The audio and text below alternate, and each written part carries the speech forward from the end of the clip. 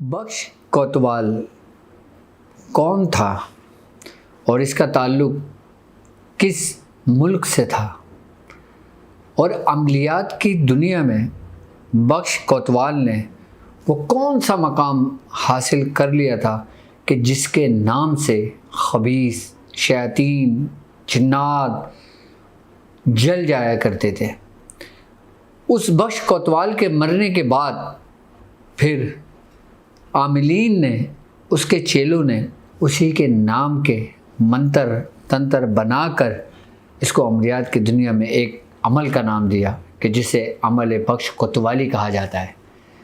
यकीनन जो लोग अमलियात की दुनिया से शगफ रखते हैं, जो लोग अमलियात की दुनिया से ताल्लुक़ रखते हैं, जो लोग अमलियात पे उबूर रखते हैं, ख़ासकर सिफलियात की दुनिया में, अमलियात की दुनिया में, काले जादू की दुनिया में, वो लोग इस नाम से बखूबी वाकिफ़ हैं।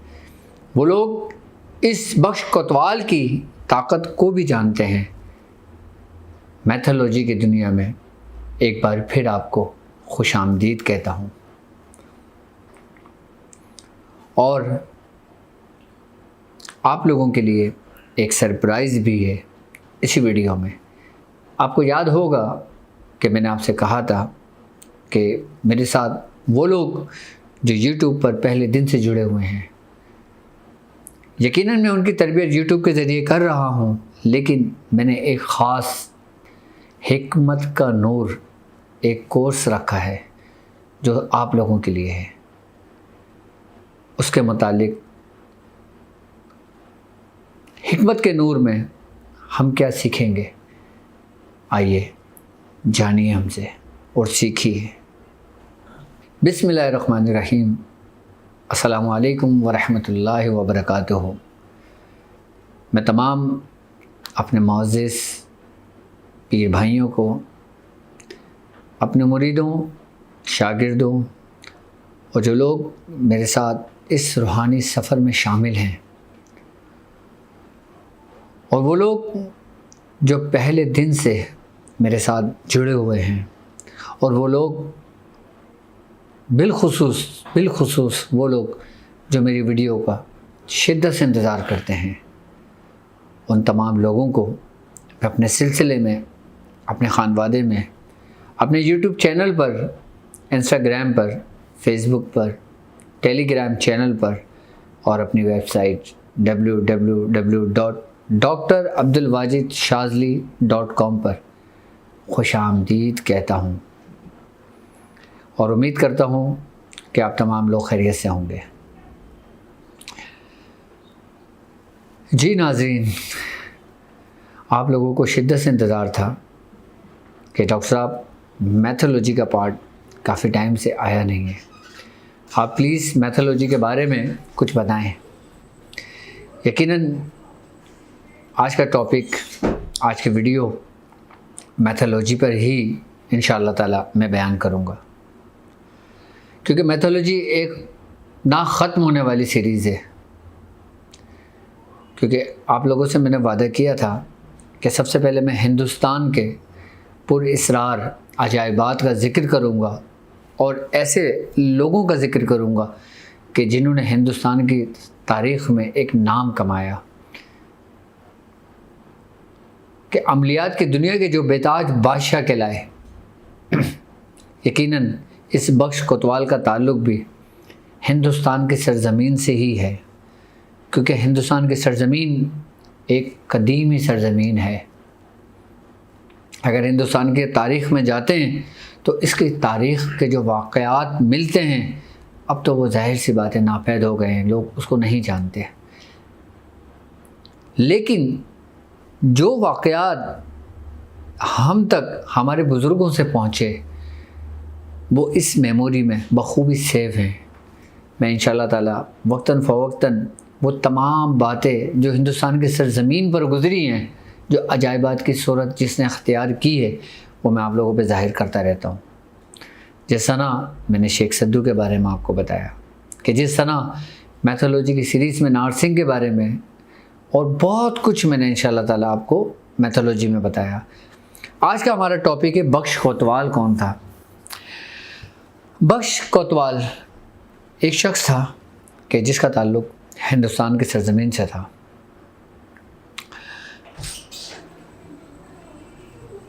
इसको अमलियात का बहुत शौक़ था, तो ये अमलियात के शौक़ में हिंदुस्तान के कूचा कूचा इसने चक्कर लगाया। इसने बहुत मेहनत की, बहुत रियाज़त की। बेसिकली अगर इसका बैकग्राउंड देखा जाए तो ये उस वक़्त हिंदुस्तान की तारीख़ में ये बात मिलती है, तकरीबन 500 साल तक का ये टाइम पीरियड्स बुजुर्गान दिन बताते हैं इसका, बख्श कोतवाल का। तो ये कोतवाली किया करता था, यानी कि रखवाली किया करता था, चौकीदारी किया करता था। तो जब इसको एक गुरु मिला जो मुसाफिर था, इसने उसकी सोबत अख्तियार की। इसने उसको कुछ अमल तालीम करे और वो अमल पे इसने सब कुछ छोड़कर दिन रात एक कर दी। यकीनन ये वही अमलियात थे कि जिनका ताल्लुक़ सिफलियात से था, यानी कि अमल सिफली से था। और इसका नाम और बाकायदा तौर पर जो इल्म सिफलियात की जो दुनिया है उसमें एक बड़ा नाम है बख्श कोतवाल का। मियां हुज़ूर फरमाते हैं कि जब इसने अपने अमल पे रियाज़त की और इसने उसी तरीके से अपने अंदर की इस्तदराजी क़ुव्वत यानी कि ताक़ूती क़ुव्वतों को जगाया, और जब वो ताक़ूती क़ुव्वतें जगाने में मसरूफ़ था, इसके गुरु ने जो उसको अमल दिया था, उस वक़्त इसके गुरु का इंतकाल हो गया था, यानी कि इसका गुरु मर गया था, वफ़ात पा गया था। तो इसके पास जो उस गुरु के जो जिन्नात ताबे थे वो फिर इसके साथ रहने लगे थे। मियां हुज़ूर फरमाते हैं कि एक बख्श नाम का जिन्नात जो एक बड़ी ताकत रखता था वो इसके ताबे हो गया। इसी वजह से कि जब वो इसके ताबे हुआ, एक तो इसकी अपनी वो इस्तदराजी क़ुव्वतें और फिर उसके बाद उस जिन्नात की क़ुव्वत जो इसके माथे और उसकी मती और उसका फरमाबरदार हो गया। फिर ये उसके ज़रिए काम लिया करता था और इसके काम इतने ख़तरनाक हुआ करते थे कि हिंदुस्तान में कि जो बड़े बड़े खबीस थे, यानी कि वो हमजाद, वो बद मज़हबों के हमजाद, वो उन लोगों के हमजाद जो बेमौत मर जाया करते थे, जो बेईमान मर जाया करते थे, जब उनके हमजाद भटकते थे तो कहते हैं कि हिंदुस्तान की तारीख़ में बख्श कोतवाल के नाम से वो हमजाद जो हुआ करते थे वो जगहों को छोड़ दिया करते थे, क्योंकि उसका इतना खौफ था, क्योंकि उसके पास जो जिन्नात जो ताबे हुए थे उसके बारे में है कि उसके आँखों के अंदर सुर्ख अंगार दहकते रहते थे। और यही कैफियत जो उस जिन्नात की थी वो बख्श कोतवाल की हो गई थी। यहाँ तक कि एक वक्त बख्श कोतवाल पे ऐसा आया था कि उसने उस जिन्नात को अपने अंदर, यानी कि एक होता है कि ज़ाहिरी बिल्कुल बाहर की हालत में उससे काम लेना, एक होता है कि उसको अपने अंदर की दावत दे देना। तो बख्श कोतवाल जो था उसने अपने वजूद में उसको दावत दे दिया था। अच्छा, बाज़ औक़ात ऐसा होता है कि आमलीन जब किसी जिन्नात को या किसी को हाजिर करते हैं तो उसको अपने वजूद से अलग रखते हैं। वो इसलिए क्योंकि ये वजूद को अंदर से खा जाते हैं। अगर इंसान से कोई लर्जिश हो जाती है, कोई गलती हो जाती है, कोई कोताही हो जाती है तो वो उसको ख़त्म कर देते हैं। क्योंकि जिस्म के अंदर हाजिर करना ये बहुत ही ख़तरनाक अमल कहलाता है, क्योंकि अपने अंदर हाजिर करने का मकसद ये होता है कि आपने ख़ुद को उसके ताबे कर दिया तो वो उसको ख़त्म कर देता है। इसकी इब्तिदा तो यही होती है कि इंसान ख़ुद को उस शैतान के, उस जिन्नात के ताबे कर देता है, अपने जिस्म को दे देता है कि तुम मेरे जिस्म के अंदर दाखिल हो जाओ। लेकिन इसकी इंतहा ये होती है, फिर वो एक जिस्म होता है और फिर वो दो जगह होती हैं वो, यानी कि फिर वही जिन्नात उस वजूद को अपना वजूद में जम कर देता है उसको, उसमें ढाल देता है उसको, फिर वो उसके ज़रिए जो काम करता है फिर वो खुद काम करता है बाकायदा। वो इसके बारे में ये है कि वो हवाओं में उड़ जाया करता था, इसके बारे में ये है कि वो सराहियत कर जाया करता था दीवारों में, पहाड़ों में, कहों में, गार में। वो इस तरह फिर वो अपने आप को एक जगह से दूसरी जगह मुंतकिल कर लिया करता था, अपने वजूद के साथ, अपने जिस्म के साथ खुद को। ये उसकी वही ताकत थी जो इसकी अपनी इस्तिदराजी क़ुव्वतों की ताकत थी। और फिर उसके बाद जो उसने उस जिन्नात को जो हाजिर किया हुआ था, फिर उसने अपना वजूद उसके ताबे कर दिया था, यानी कि उसको दे दिया था। जब उसने अपने वजूद को उसके ताबे कर दिया था तो फिर उसके बाद जो जितने खबीस गंदी अरवाह हैं, जो शयातीन, जो हमजाद होते ना, फिर वो उससे खौफ खाने लगे थे, क्योंकि फिर वो अपनी आंखों की हिद्दत, आंखों की तपिश से ही उसके अंदर से ऐसी रेस निकलती थी कि दूर दूर तक ये चीज़ें चल जाया करती थी।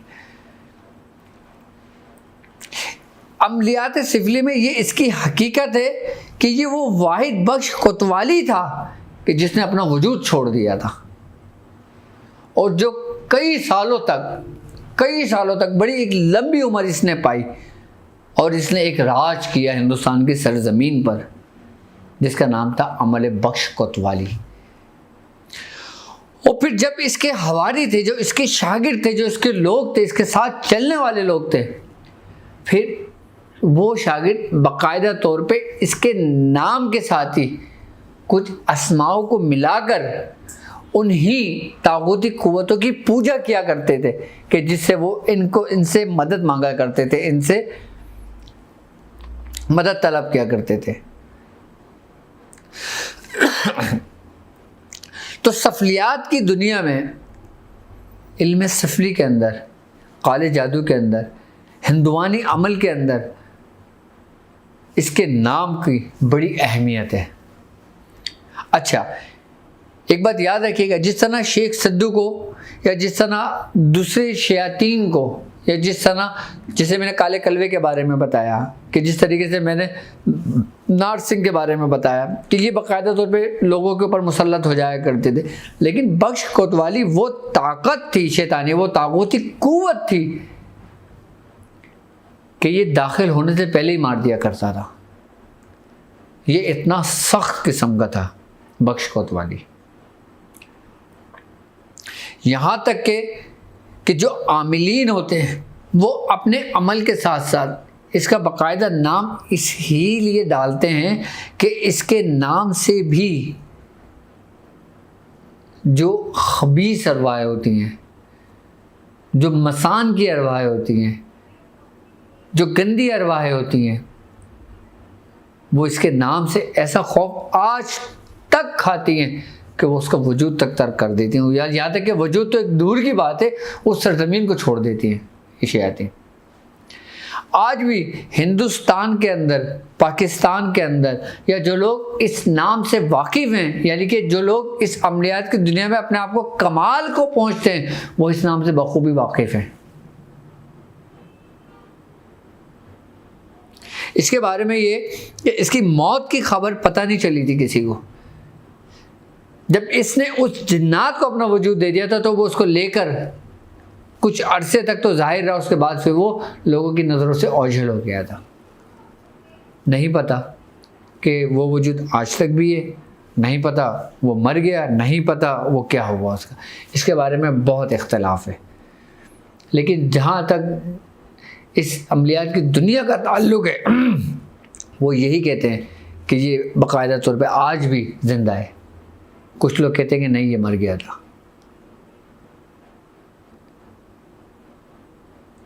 फिर बाकायदा इसकी पढ़ाइयाँ होती हैं।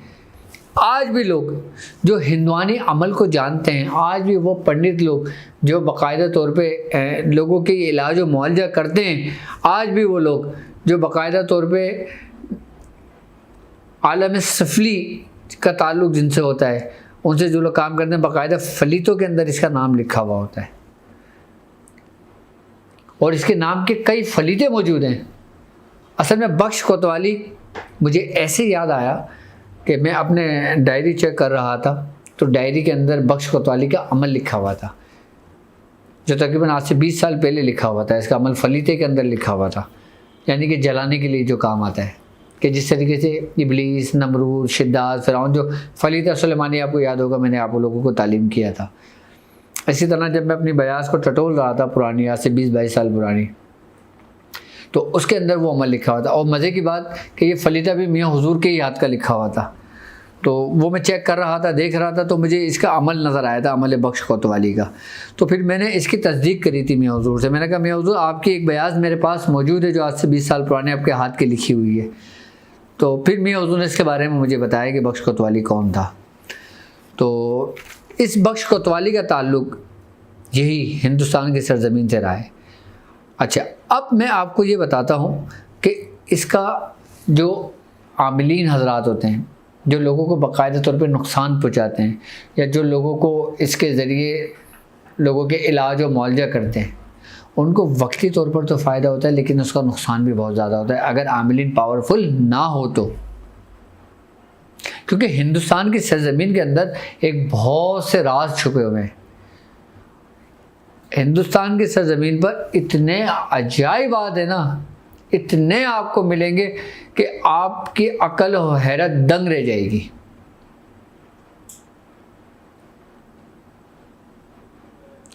इस बख्श कोतवाली का ताल्लुक़ भी हिंदुस्तान की सरज़मीन से। इसका शहर कौन सा था ये मुझे याद नहीं है, लेकिन ये बात है कि जो जैसे अब हिंदुस्तान के सरज़मीन की अगर मैं बात करता हूँ तो इस अमल के अंदर बाकायदा तौर पर इब्राहिम कोतवाल का भी ज़िक्र है इस अमल में, और इब्राहिम कोतवाल के साथ साथ लाल बेग गाजी का भी इसमें ज़िक्र तज़किरा है, और उसके साथ बख्श कोतवाली और मलका अनल नील पोश इसका भी ज़िक्र मौजूद है। तो ये जो नाम मैंने लिए ना, मैं आहिस्ता आहिस्ता इनके बारे में भी आपको बताऊंगा और इनके अमलियात के बारे में भी बताऊंगा कि लोग किस तरह इनका अमल किया करते थे, किस तरह लोगों को नुकसान पहुंचाया करते थे। तो हमारे बुज़ुर्गों ने किस तरह रियाज़तें करके इनके अमलों को सल्ब किया था, इनके अमल को ख़त्म किया था। देखें, मैं चाहता हूँ कि आप लोग हक़ तो जानते ही हैं, लेकिन आप हक़ के साथ साथ ऐसी चीज़ों को भी जानें कि जिनसे बचने का हमें हुक्म दिया गया है। अब हम बचेंगे उस सूरत में कि जब हम किसी को जानेंगे कि ये बातिल क़ुव्वत है। अब अगर मिसाल के तौर पे अगर कोई ऐसा आमिल है हिंदुस्तान में, वो बख्श कोतवाल का अमल रखता है और उस पर उसको कमाल हासिल है, अगर वो किसी पढ़ाई के ज़रिए या इसी अमल के ज़रिए किसी शयातीन को मुसल्लत करता है किसी के घर पर, और आप उसको तस्दीक करते हो, उसको चेक करते हो, आपके अमल के अंदर ये बात आ जाती है कि फ़लाँ शख्स ने ये अमल किया है, तो अगर वो बख्श कोतवाल का आमिल होगा तो आप इसका उतार कैसे करोगे?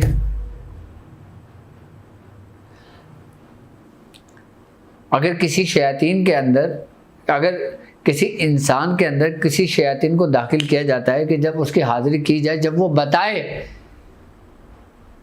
कि मैं फ़लाँ हूँ और मुझे फ़लाँ ने भेजा है और वो फ़लाँ शख्स फ़लाँ का आमिल है, तो फिर आपको तोड़ करने के लिए उसके तरीके तो पता होने चाहिए। हर चौकी हर काम के लिए नहीं होती।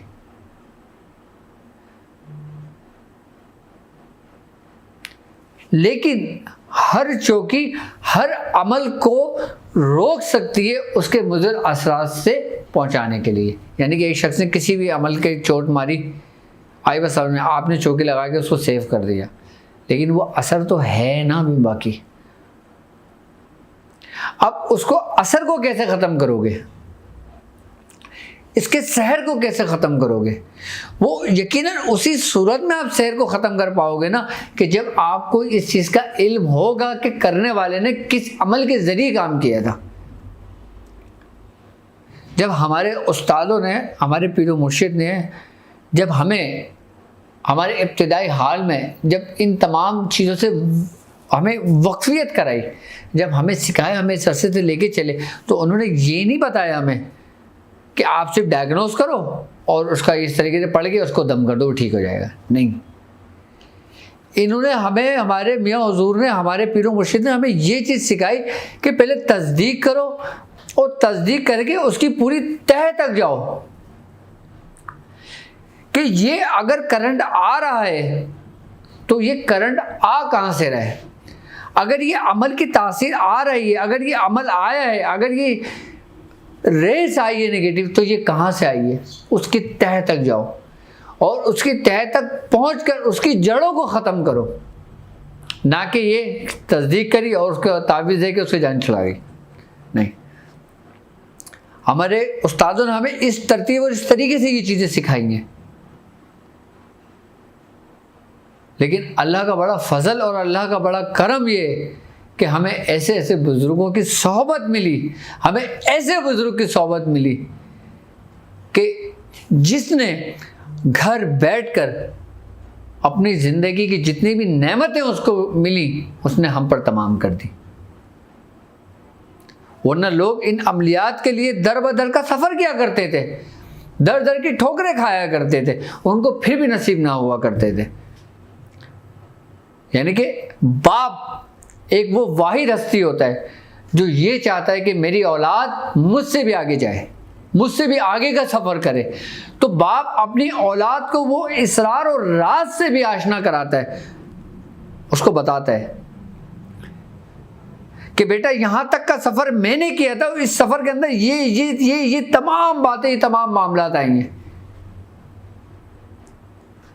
अब तुम इससे आगे का सफ़र तय करो। वो बाप ही वाहिद हस्ती होता है जो अपनी औलाद को चाहता है कि वो आगे की जानिब बढ़े।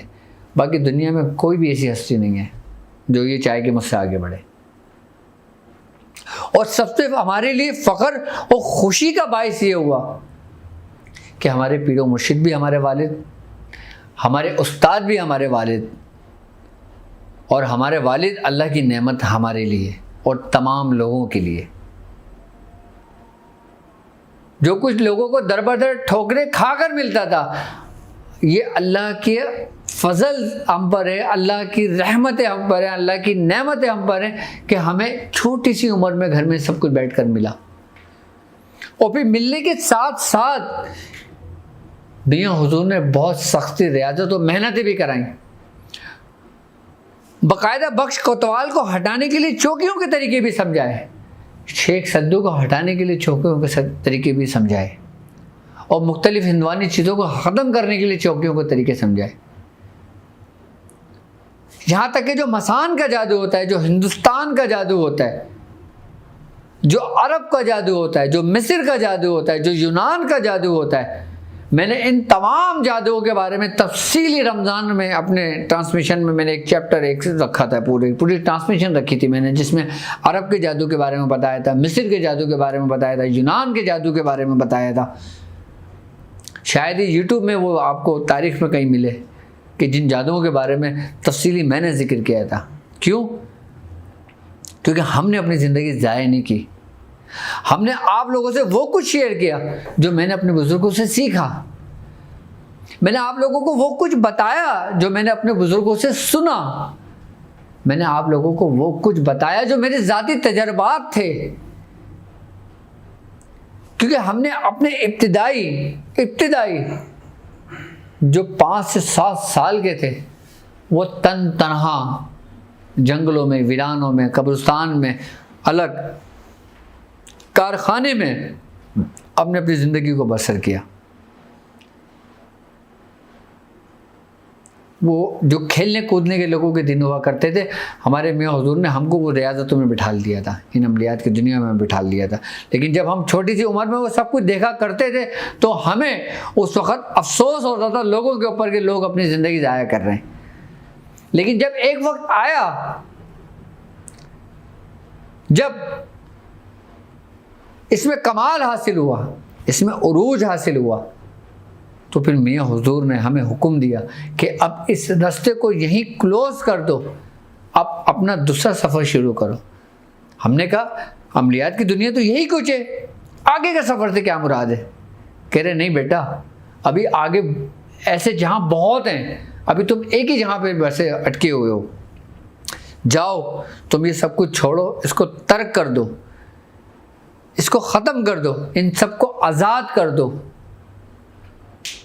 जो जिन्नात या जो चीज़ें तुमने हाजिर की हुए हैं एक ऐसा शख्स जिसने इन कुव्वतों को पाया हो, और फिर अब एक हुक्म पर अपने उस्ताद के, अपने पीर व मुर्शिद के।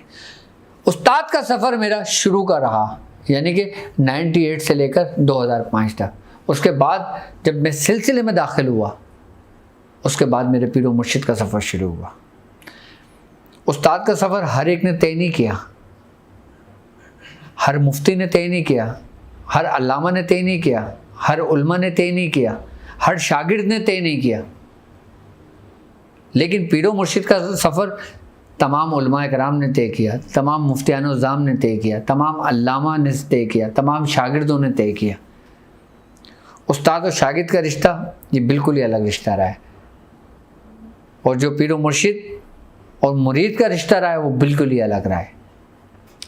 कि जब हमारा सिलसिला पीरी मुरीदी का सिलसिला हुआ, तो उसमें जब मियां हुजूर ने ये तमाम रास्ते को तर्क कराया, इन तमाम चीज़ों से हमें हटाया और कहा कि अब ये लो, ये अशगाल करो। हमने कहा ये अशगाल क्या होता है? ये फरमाया ये सिलसिले के ज़िक्र और अस्कार होते हैं जो शुगल कहलाते हैं। फिर जब हमने वो शुरू किया, फिर जब हमने वो किए, तो हमें अफसोस हुआ कि हमने अपने 7 साल ज़ाया कर दिए, कि असल तो ये था। तो हमसे भी हुजूर ने फरमाया कि नहीं बेटा, जब तक तुम ये नहीं करते तो तुम ये भी नहीं कर पाते। ये तुमसे इसलिए कराया था कि ये तुम पे आसान हो जाए। यानी इसके बगैर ये भी मुमकिन नहीं था। जब इस दुनिया से हम इस दुनिया में दाखिल हुए, तो फिर उसके कमालात ही अलग हुए। फिर सिलसिले के ज़िक्र और अस्कार, फिर सिलसिले की तालीमात, फिर ज़िक्र के अम्बिया। अब लोग समझते हैं कि डॉक्टर साहब को बहुत नॉलेज है, कि डॉक्टर साहब हर टॉपिक पे गुफ्तगू करते हैं।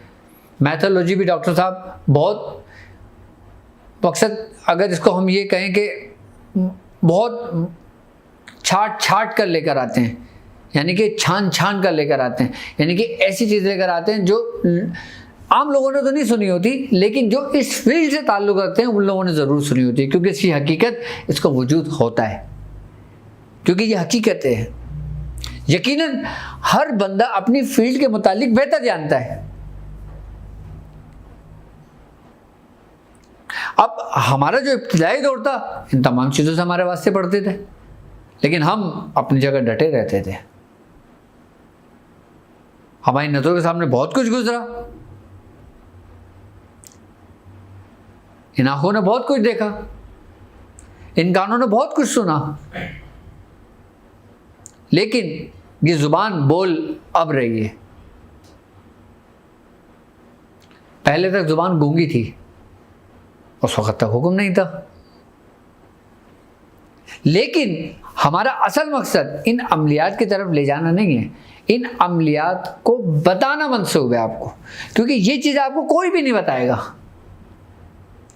अगर आप अमलियात की दुनिया में आप कदम रखोगे, अमलियात की दुनिया में आप कदम रखते हो, अमलियात के रास्ते पे आप चलते हो, तो यकीनन एक वक्त ऐसा आएगा कि जब लोगों के आप इलाज और मुआवजा करोगे, तो जब लोगों के इलाज और मुआवजा करोगे तो आपके पास हज़ारों लोग होंगे, तो हज़ारों लोग में से एक ही तो अमल नहीं होगा हज़ारों पर।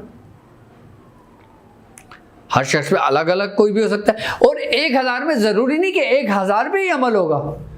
हो सकता है 1000 में से सिर्फ 50 पर हो, और 50 में सब 50 अलग अलग किस्म के अमल हो। तो आप कैसे करोगे फिर?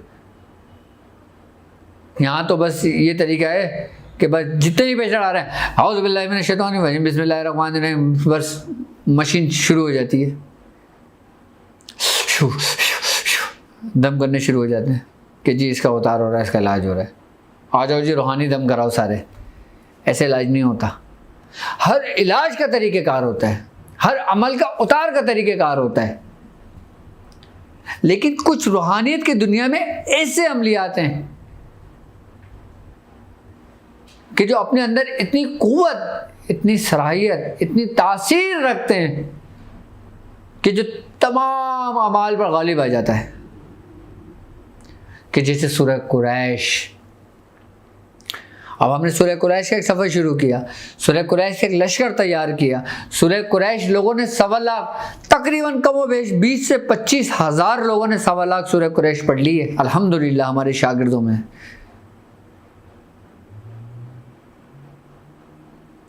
तो कितनी तादाद में सूरह कुरैश पढ़ी गई है। और सूरह कुरैश इन तमाम अमलियात की दुनिया की बेताज बादशाह है। सूरह कुरैश के बारे में कि सूरह कुरैश का एक छोटा सा आमिल भी जो सिर्फ 7 दफ़ा सूरह कुरैश पढ़ता होगा, जो रोज़ाना 70 दफ़ा सूरह कुरैश रोज़ाना पढ़ता होगा, वो इन तमाम के शर से महफूज रहेगा। आप इलाज करें या ना करें वो एक अलग बात है, लेकिन आप महफूज हो गए इन तमाम शैतान जिन्नातों से। सूरह कुरैश मैंने नहीं चुनी आप लोगों के लिए, सूरह कुरैश मेरे बुजुर्गों ने चुनी आपके लिए। सूरह कुरैश की इजाज़त मेरी इजाज़त नहीं, मेरे बुजुर्गों की इजाज़त आप तक पहुंची है। सूरह कुरैश का फैज़ मेरा नहीं, मेरे बुजुर्गों का फैज़ आप तक पहुंचा है। मैं तो कुछ भी नहीं हूं, लेकिन जो फैज़ भी गुजर रहा है सूरह कुरैश का, जो भी तरीक़ेकार आप तक पहुंच रहे हैं, जो भी अमलियात के तरीक़ेकार पहुंच रहे हैं, वो मुझसे ही गुजर तक आप तक पहुंच रहे हैं। सूरह कुरैश के अमलियात, मैंने कहा था ना कि सूरह कुरैश में आपको इतना पक्का कर दूंगा मैं सूरह कुरैश के बारे में, सूरह कुरैश के अमलियात के बारे में, कि जो तमाम सिफली घरों पर उनकी मौत होगी, जो तमाम हिंदुआनी आमिलीन के लिए उनकी मौत होगी।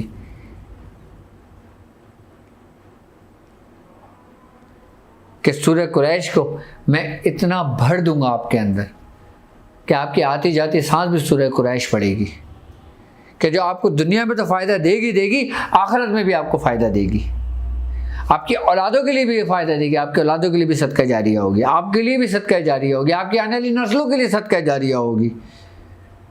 और इस वक्त अल्हम्दुलिल्लाह अल्हम्दुलिल्लाह इस हमारे नेटवर्क से www doctor Abdul Wajid Shazli network से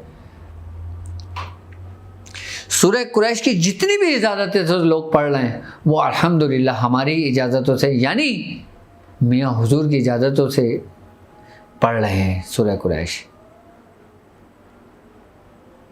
और इसका फैज़ भी, इसका क्रेडिट भी हमारे ही खानवादे को जाता है, जो लोग सूरह कुरैश इतनी कसीर तादाद में पढ़ रहे हैं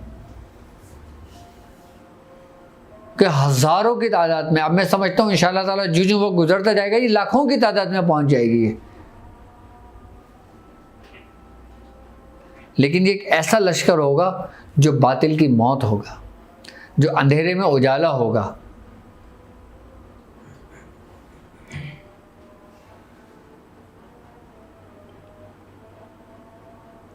और हिंदुस्तान हो, पाकिस्तान हो, बांग्लादेश हो, चाइना हो, श्रीलंका हो, यूएसए हो, लंदन हो, यूके हो, कोई भी कंट्री हो, कोई भी मुल्क हो, दुनिया में किसी भी जगह पे आप जाएं, कहीं के भी शयातीन जिन्नात हो, कहीं के भी खबीस अरवाएँ हो, कहीं की भी चुड़ैल हो, कहीं की भी शैतान हो, उन सब की मौत है सूरह कुरैश। सूरह कुरैश के कमालात मैं जो बताता हूँ वो तो है ही हैं, लेकिन जो लोग पढ़ रहे हैं, जो लोग मेरे साथ इस सफ़र में शामिल हैं, अगर उन लोगों ने आपको बताने शुरू कर दिए ना, तो आप अपने ऊपर रश करें। चाहे कोई बख्श कोतवाली अमल का आमिल हो, चाहे कोई शेख सद्दू का आमिल हो, चाहे कोई नारसिंह का आमिल हो, चाहे कोई काले कलवे का आमिल हो, चाहे कोई कच्चे कलवे का आमिल हो, चाहे कोई पक्के कलवे का आमिल हो, चाहे वो किसी भी चीज़ का आमिल हो, उन सब की मौत सिर्फ और सिर्फ सूरह कुरैश।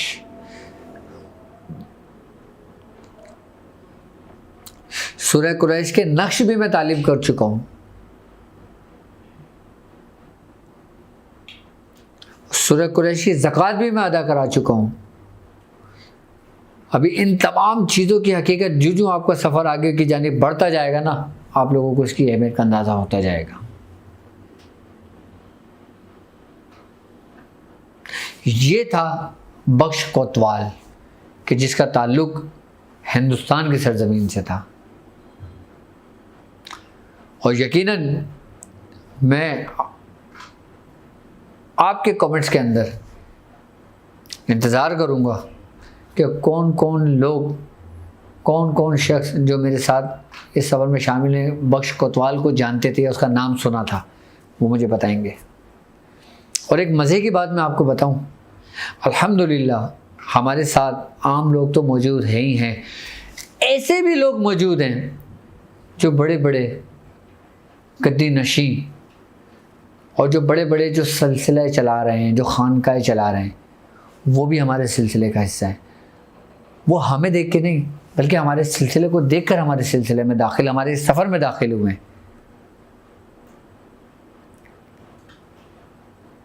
और बड़े बड़े खानवादे भी अल्हम्दुलिल्लाह हमारे खानवादे के अंदर शामिल हुए। क्यों?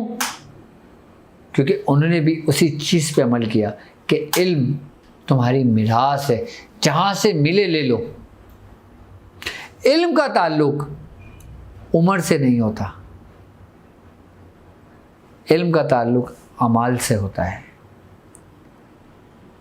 इल्म का ताल्लुक फिरासत से होता है, इल्म का ताल्लुक इखलास से होता है, इल्म का ताल्लुक यकीन से होता है, और सबसे बड़ी बात, इल्म का ताल्लुक मोहब्बत से होता है। और ये चीज़ें अगर आप में ना हो और सिर्फ इल्म हो तो आपको गुमराही की तरफ ले जाता है, क्योंकि इल्म शैतान के पास भी बहुत था, लेकिन उसके बाद ये चीज़ें नहीं थी जो आपके हिस्से में आई हैं। इल्म इंसान के अंदर तकब्बुर भी पैदा करता है उस वक़्त जब आप अपने बुजुर्गों की रस्सी को छोड़ देते हैं। और जो लोग इल्म के साथ साथ अपने बुजुर्गों की रस्सी को मजबूती से थाम कर रखते हैं, इनमें ज़र्रा बराबर भी गुरूर और तकब्बुर नहीं होता। आज का चैप्टर हमारा बख्श कोतवाल यहीं अपने अख्ताम को पहुंचता है। और अब हम बात करते हैं कि हिकमत के नूर की। हिकमत का नूर, हिकमत का नूर नाम हमने आप लोगों के लिए क्यों पसंद किया? उसकी वजह यह है कि इसके अंदर हमने उस नूर को पाया, हमने उस नूर को महफूज किया, हमने उस नूर को जमा किया जो हम तक हमारे बुजुर्गों से पहुंचा। हिकमत का नूर कोर्स, इसमें हम क्या सीखेंगे और इसमें आपको क्या सिखाया जाएगा? सबसे पहली बात कि हिकमत के नूर के अंदर हम आपको बताएंगे जिस्मानी अमराज का इलाज किस तरह किया जाता है और किस तरह हम करते हैं और किस तरह हम करेंगे। अब जिस तरह रूहानी बीमारियों का इलाज तो हम दम दुरूद से कर लेते हैं, ठीक है, लेकिन अगर इंसान के ऊपर उन जादू की वजह से, उन शयातीन की वजह से अगर इंसान के जिस्म के अंदर कोई बीमारी पैदा हो जाती है और उस बीमारी ने हमारे जिस्म के अंदर कुछ नुक्स छोड़ दिए, यानी कि वो कहते हैं ना कि जाने वाले तो चले जाते हैं, अपनी यादें छोड़ जाते हैं। यही वो यादें होती हैं कि जो इंसान के जिस्म के अंदर नुक्स पैदा कर देती हैं। फिर उन नुक्स को, उन नकाइस को फिर उन जड़ी बूटियों के ज़रिए हम दूर करते हैं। हम अपनी फिरासत के ज़रिए, हम अपने अक्ल के ज़रिए, हम हिकमत के ज़रिए उसका इलाज करते हैं। इस हिकमत के नूर के अंदर हम आपको सिखाएंगे जिस्मानी अमराज का इलाज करना, और सर के बाल से लेके पैर के नाखून तक जितनी भी बीमारियां उतरी हैं उन तमाम का आपको तरीक़ेकार समझाएंगे कि किस बीमारी में क्या चीज़ कैसे इस्तेमाल की जाएगी, क्योंकि ये भी हमने अपने बुजुर्गों से सीखा है। और जो चीज़ हम इस्तेमाल करेंगे वो इतनी आसान और सहल होगी। अगर कोई शख्स यूएसए में, अगर कोई शख्स नॉर्वे में, अगर कोई शख्स कनाडा में, अगर कोई शख्स इंडिया में, अगर कोई शख्स यूके में, अगर कोई शख्स न्यूजीलैंड में, या कोई शख्स दुनिया के आखिरी मुल्क में, अगर वहाँ भी कोई हमारी वीडियो देखता है या हमारा कोई कोर्स ज्वाइन करता है, ये कोर्स सीखता है, तो वो अपने घर के किचन से अपना इलाज कर लेता है। यानी इसमें हम आपको वो कुछ सिखाएंगे जो हमारे किचन में मौजूद होता है और हम उसके ज़रिए अपना इलाज करते हैं। और उन अज्जाओं का, जिन अज्जा के ज़रिए हम इलाज कर रहे हैं, उसके बारे में आपको बताना कि इसका रूहानियत से क्या ताल्लुक़ है, इसका हिकमत से क्या ताल्लुक़ है, इसका टिप से क्या ताल्लुक़ है। ये सब कुछ प्रैक्टिकली आप लोगों को बताया जाएगा, सिखाया जाएगा, समझाया जाएगा। अब इसकी मिसाल ऐसे मैं आपको देता हूँ कि जैसे अब एक शख्स है, अब हमने अपने फर्स्ट लेक्चर के अंदर हमने ये कहा कि आज हम आपको मैदे के तमाम अमराज के लिए लाइक टैबलेट बनाना सिखाएंगे, कैप्सूल बनाना सिखाएंगे, माजून बनाना सिखाएंगे, सफ़ूफ बनाना सिखाएंगे, शरबत बनाना सिखाएंगे। वो सब कुछ आपको सिखाया जाएगा बाकायदा प्रैक्टिकली।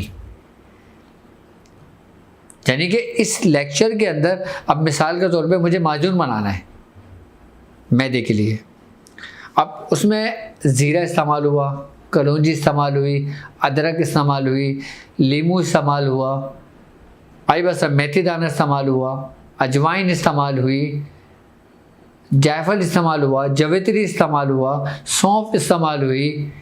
ये सारे आपके किचन के आइटम हैं। और मैं अपनी 90% कोशिश यही करूँगा कि मैं आपको आपके किचन के अंदर से ही आपको उस मर्ज के इलाज का तरीक़ेकार समझाऊं।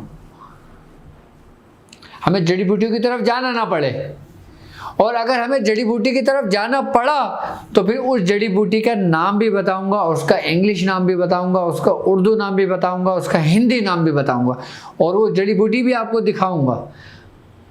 अब मिसाल के तौर पे हमने मैदे का माजून बनाना है मैदे के लिए। अब हमने जो जो चीज़ें हमें इस्तेमाल हुई, जैसे सौंफ, अदरक, लहसुन, ये चीज़ों का इस्तेमाल हो, हमने सब अपनी टेबल पे रखना है और आपको बताना है कि हमने अदरक इतनी लेना है, ये इतना लेना है। जिस तरीके से आपने देखा होगा अमूमन कुकिंग शो जो होता है कि जब कोई हांडी तैयार कर रहा होता है, जब कोई कौरमा बना रहा होता है, तो सब चीज़ें टेबल पे रखी होती हैं, वो समझा रहा होता है कि आपने ये मिर्ची डाल दें, वो हल्दी डाल दें, धनिया इतना डाल दें, पुदीना इतना डाल दें, आप लोग जी हांडी तैयार हो गई है। बिल्कुल इसी तरतीब और इसी तरीके से मैं आपको हिकमत सिखाऊंगा, मैं आपको टिप्स सिखाऊंगा। मैं नहीं चाहता कि मेरा कोई भी शागिर्द, मेरा कोई भी मुरीद, मेरे साथ चलने वाला कोई भी शख्स किसी दूसरे का दरवाज़ा खटखटाए कि हमारे उस्ताद ने हमें ये नहीं सिखाया, ये आप सिखा दें। जिस तरह हमने आज तक किसी का दरवाज़ा नहीं खटखटाया कि हमें ये नहीं पता, हमें ये बता दें। क्यों? क्योंकि हमारे उस्तादों ने, हमारे पीर मुर्शिद ने हमें हर एक चीज़ सिखाई जिसका ताल्लुक़ रूहानियत और हिकमत से रहा। इंशाल्लाह हिकमत के कोर्स के अंदर आपको बहुत मज़ा आने वाला है, और जो लोग हिकमत का कोर्स करना चाहते हैं इंशाल्लाह ताला बहुत जल्द ही उसकी रजिस्ट्रेशन शुरू हो जाएगी। मैं समझता हूँ अभी हमारी तैयारी चल रही है, और जब वो जैसी तैयारी हमारी कंप्लीट होती है तो इंशाल्लाह ताला इसकी रजिस्ट्रेशन के हम ओपन कर देंगे आप लोगों के लिए। और इसमें इतना इंतहाई हमने समझ लें आप लोगों की आसानी और आप लोगों की सहूलत के लिए इसकी फ़ीस इतनी कम रखी है कि हर बंदा उसको आराम से अफोर्ड कर सकता है। आपको पता है हमने कितनी फ़ीस रखी है इसमें? सिर्फ और सिर्फ 2000 रुपये महीना, पाकिस्तानी 2000 रुपये महीना हमने इसकी फ़ीस रखी। कोई रजिस्ट्रेशन फ़ीस नहीं है, कोई एंट्री फ़ीस नहीं है, कोई कुछ नहीं है, सिर्फ आपने 2000 रुपये महीना फ़ीस पे करना है। अच्छा, ये 2000 रुपये फ़ीस जो पे करेंगे आप लोग, ये फिर आप लोगों पर ही इस्तेमाल होंगे पैसे। वो कैसे, वो आने वाले वक्तों में आप लोगों पे बिल्कुल जाहिर वाज़ेह हो जाएगा। क्योंकि मैं जो कुछ भी कर रहा हूँ, मैं जो सिस्टम भी चला रहा हूँ, वो आप लोगों के लिए कर रहा हूँ। अभी मैं अपने मुंह से कुछ नहीं बताना चाहता, मैं कुछ नहीं बोलना चाहता कि मैं ये कर रहा हूँ, मैं वो कर रहा हूँ, मैं ये कर लूँगा, मैं वो कर लूँगा। कुछ नहीं बोलूँगा मैं आपसे। मैं कुछ नहीं कर रहा, मैं कुछ नहीं करता। लेकिन जब जो कुछ सामने होकर आएगा ना आपके, फिर आप अपनी आंखों से देख लीजिएगा कि डॉक्टर साहब ने हमारे लिए क्या कर दिया। फिर एक वक्त ऐसा आएगा कि ये पूरी यूनिवर्सिटी होगी।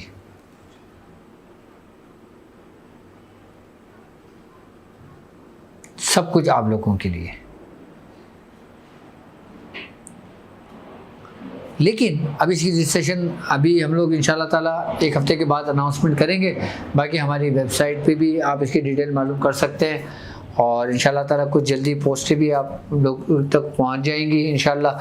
लेकिन हिकमत का नूर जो कोर्स है, इसमें याद रखना, हिकमत और तिब के साथ साथ रूहानियत से भी गहरा ताल्लुक़ है। इसमें तिब तो सीखेंगे आप, लेकिन रूहानियत भी सीखेंगे। इसमें रूहानियत तो सीखेंगे आप, इसमें अमलियात भी सीखेंगे आप। आई बात समझ में? इसमें तमाम चीज़ों को मजमुआ होगा। आई बात समझ में? इसमें हम एक एक चीज़, और मैं आपको इसमें वो फार्मूलेशन दूंगा, और वो नुस्खे जात आपको तालीम करूंगा, और वो नुस्खे जात बनाऊंगा, सिखाऊंगा कि जो हमारे ख़ानदानी होंगे, जो हमारे मियाँ हुजूर के दवाखाने पे 20 साल से मैंने बनाए। 20 साल तो नहीं, कि शुरू के 10 साल तक मैंने बनाए, क्योंकि 10 साल के बाद छोटे बच्चे बड़े हो गए थे, फिर उन्होंने जिम्मेदारियां संभाल ली थी। और मैंने अपने दवाखाने पे 20 साल से बनाया, अपने क्लिनिक पर, और आज तक मेरे क्लिनिक पे वो दवाएं बनती हैं। यानी 30 साल 35 साल से मियाँ हुजूर बना रहे हैं वो, और 20-22 साल से मैं बना रहा हूँ, और फिर मैं वो नुस्खे जात आपको तालीम कर रहा हूँ। तो आप लोग कितने खुश नसीब होंगे कि घर बैठे आपको सब कुछ मिल रहा है। और क्या चाहिए? बाकायदा देने के साथ साथ सिखा भी रहा हूँ आपको कि हमने सौंफ इतना लेना है, अदरक इतना लेना है, लहसुन इतना लेना है, लीमू इतना लेना है, हमने इसको इस प्रोसेस से गुजारना है, हमने इसको पीसना है, इसके बाद हमने इतना ये चीनी लेना है, इतना पानी लेना है, इतना ये सामान रखना है, इसको तैयार करना है। अगर आपको मेरे साथ, अगर आपको तिब सीखने का शौक़ हो, हिकमत सीखने का शौक़ हो, हिकमत का नूर हासिल करने का शौक़ हो, हिकमत के साथ साथ उन जड़ी बूटियों की रूहानियत को समझने का शौक़ हो, उन जड़ी बूटियों की रूहानी दुनिया में इनका क्या ताल्लुक़ है वो पता करने का शौक़ हो, उसका इल्म हासिल करने का शौक़ हो, तो इंशाअल्लाह ताला आपकी तशनगी ज़रूर पूरी होगी। क्योंकि मैं आपको वो बहुत कुछ सिखाऊंगा, और वो बहुत कुछ सिखाना चाहता हूँ जो इस सीने में मौजूद है। याद रखना, मियाँ हुजूर ने हमें खाली आमिल ही नहीं बनाया, मियाँ हुजूर ने हमें वो कुछ सिखाया जो मियाँ हुजूर ने अपनी पूरी ज़िंदगी भर की मेहनत और रियादतों से हासिल किया। और ये चिराग मियाँ हुजूर ही के ख़ानदान का है, ये रोशनी मियाँ हुजूर ही के हमारे ख़ानदान की है। लोग जो बातें बनाते हैं बनाते नहीं। मियाँ हुजूर फरमाते हैं कि जब कोई मस्त हाथी चलता है तो कुत्ते भौंकते हैं, बहुत भौंकते हैं, तो हाथी पे कोई असर नहीं होता, वो अपना चल रहा होता है अपने धुन के अंदर। तो मियाँ हुजूर फरमाते हैं तुम उन भौंकने की आवाज़ों पे ना जाओ, तुम अपना सफ़र जारी रखो, और अगर तुम उन आवाज़ों को सुनकर रुक गए तो यकीनन तुमने अपना सफ़र ख़राब कर दिया, और तुम उन आवाज़ों से ऐसे हो गए जैसे घूम के बह रहे हो, तो तुम अपनी मंजिल को पहुंच गए।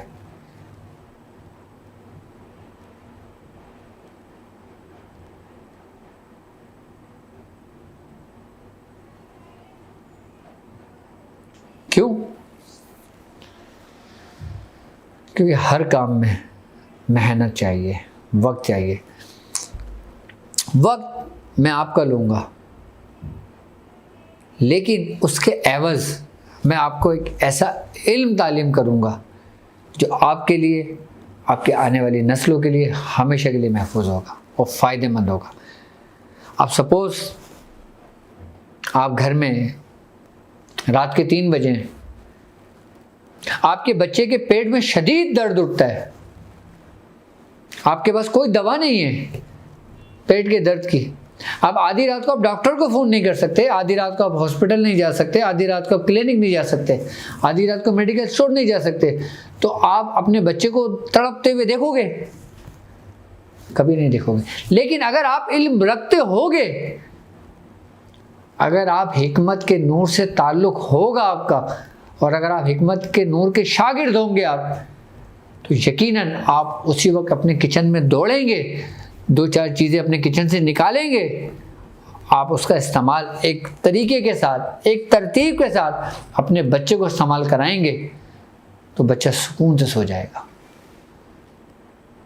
ना एंटीबायोटिक की ज़रूरत पड़ी, ना किसी दवाओं की ज़रूरत पड़ी, ना किसी ड्रिप की ज़रूरत पड़ी, ना इंजेक्शन की ज़रूरत पड़ी, आपके बच्चे का दर्द ठीक हो गया। असल हिकमत ये है, असल इल्म ये है। आज भी आधी रात को अगर किसी को कुछ होता है ना, तो वो ठक करके फ़ोन आता है मेरे पास। यहाँ तक कि हमारे पड़ोसी, हमारे साथ बंदा डॉक्टर के पास नहीं जाते, बोलते हैं जाओ डॉक्टर साहब से पूछ के आ जाओ उसके लिए क्या बना के दे दें। मैं उनको बताता हूँ आप ये कर लो, वो ठीक हो जाता है। क्यों? क्योंकि हमने ये इल्म सीखा है। तो मैं चाहता हूँ मैं आप लोगों को भी ये चीज़ें सिखाऊँ, लेकिन इनके लिए यकीनन मुझे वक्त भी चाहिए होगा, वो मैं दूँगा आपको। टाइम भी चाहिए होगा, वो मैं दूँगा आपको। मुझे सामान भी चाहिए होगा, वो मैं लाऊंगा सामान भी। या मुझे चूल्हे का भी बंदोबस्त करना पड़ेगा, मैं बंदोबस्त करूंगा। या अगर मुझे पूरा आप लोगों के लिए किचन भी बनाना पड़ा तो मैं किचन भी बना लूंगा आप लोगों के लिए। लेकिन सिखाऊंगा आप लोगों को इखलास के साथ, ईमानदारी के साथ, मेहनत के साथ, यकीन के साथ। तो उम्मीद है कि इस कोर्स का इंतज़ार आपको बेचैनी से रहेगा। इंशाअल्लाह ताला जो लोग रजिस्ट्रेशन कराना चाहें, जो लोग एडमिशन लेना चाहें, वो हमारे इस नंबर पर रब्ता कर लें। जब आप इस नंबर पर रब्ता करेंगे, अपनी डेटा एंट्री करा देंगे, तो आपके पास पैगाम पहुंच जाएगा आप तक। हम बहुत कुछ सीखेंगे इंशाअल्लाह हिकमत के नूर में, रूहानियत भी, अमलियात भी और बहुत कुछ। अच्छा, एक सवाल यहाँ पे ये पैदा होता है कि अमलियात से क्या मुराद है डॉक्टर साहब की, रूहानियत से क्या मुराद है डॉक्टर साहब की? जबकि डॉक्टर साहब की जो ख़ास क्लासेस चल रही हैं, तो फिर इसमें डॉक्टर साहब क्या सिखाएंगे? याद रखिएगा कि इसके अंदर मैं वो अमलियात आपको सिखाऊंगा कि जिसका ताल्लुक़ ना तो ताक हीलिंग से होगा, ना आपने कभी सुना होगा। अभी आप उस इल्म तक पहुंच भी नहीं सकते जो हम तक हमारे बुजुर्गों से पहुंचा है।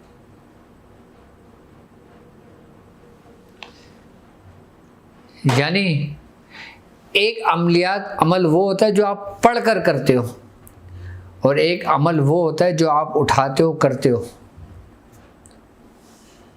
यानी इस अमलियात का ताल्लुक़ जो होगा ना, वो भी एक अजायबात से कम नहीं है। मुझे उम्मीद है कि इसका इंतज़ार करेंगे आप लोग। ये वो अमलियात नहीं है जो आम अमलियात हैं कि लो जी ये बिस्मिल्लाह का अमल कर लो जी ये सूरह इखलास का अमल कर लो जी ये फ़लाँ का अमल कर लो जी ये फ़लाँ का अमल कर लो, ये अमलियात हो गए। ना, नथिंग, ऐसा हरगिज़ नहीं। क्योंकि मैं हर चीज़ आहिस्ता आहिस्ता प्रैक्टिकल की सूरत में आप तक लेकर आ रहा हूँ। याद रखना, मेरा हर कोर्स दूसरे कोर्स से बिल्कुल डिफरेंट होगा। कोई भी कोर्स किसी कोर्स से मैच नहीं कर सकता, वरना फिर अलग अलग करने का फ़ायदा क्या? इल्म की दुनिया में जो ना 1000 रास्ते हैं, लेकिन अब आप किस तरह से समझते हैं उसको, सीखते हैं उसको, ये कमाल बात होती है।